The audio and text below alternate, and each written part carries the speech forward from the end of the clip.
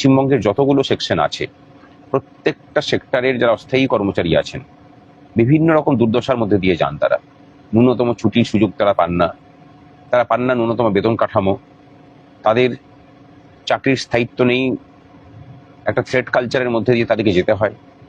এবং যারা কেন্দ্রীয় প্রকল্পে যুক্ত আছেন তাদের বেতন বৈষম্য, এবং যারা রাজ্যে সরাসরি আছেন অথবা থার্ড পার্টির মাধ্যমে নিযুক্ত হয়ে আছেন তাদের বেতন বৈষম্য মারাত্মক আকার নিয়েছে।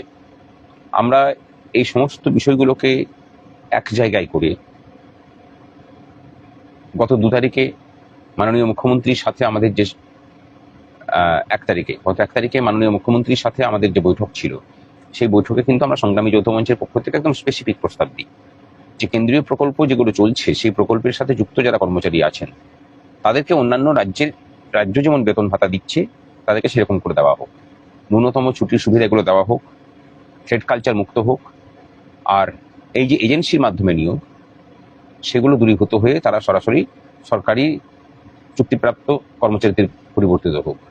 এবং সরকারের নিজস্ব যেসব কর্মচারীরা আছেন অস্থায়ী পদে, যেমন ধরুন সিভিক ভলান্টিয়াররা আছেন, তাদের সঠিক বেতন পাওয়াটাও কিন্তু তাদের অধিকারের মধ্যে পড়ে।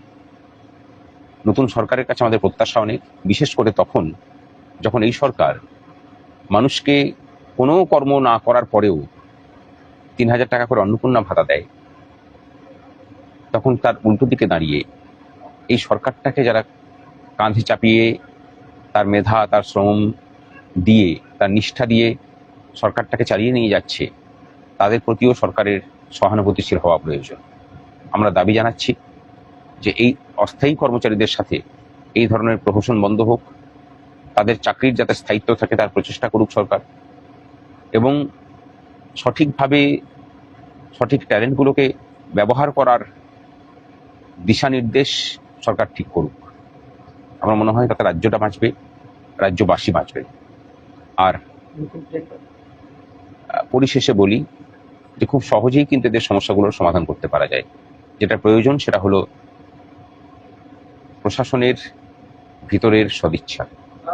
এই সদিচ্ছা আসুক, অস্থায়ী কর্মচারীদের যে সংকট সে সংকট কাটুক, তাদের চাকরির স্থায়িত্ব আসুক, চাকরি অন্তে তাদের পেনশনের ব্যবস্থা হোক।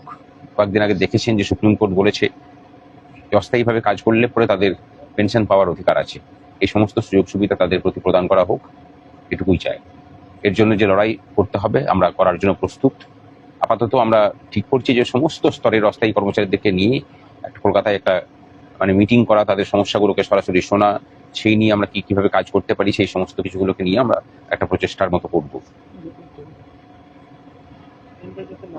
আর এনএসকিউএফ এর শিক্ষক শিক্ষিকাদের আবার নতুন করে, শুধু এনএসকিউএফ এর শিক্ষক শিক্ষিকা না, বিভিন্ন দপ্তরের নতুন করে টেন্ডার করা হচ্ছে থার্ড পার্টির মাধ্যমে। নতুন সরকারের কাছে বলবো এই থার্ড পার্টির যে অত্যাচার এবং এখান থেকে যে টাকার লিকেজ সেটা বন্ধ হোক। এই থার্ড পার্টির যে নতুন করে আবার চুক্তি ভিত্তিতে যাওয়া, এগুলোকে বন্ধ করা হোক।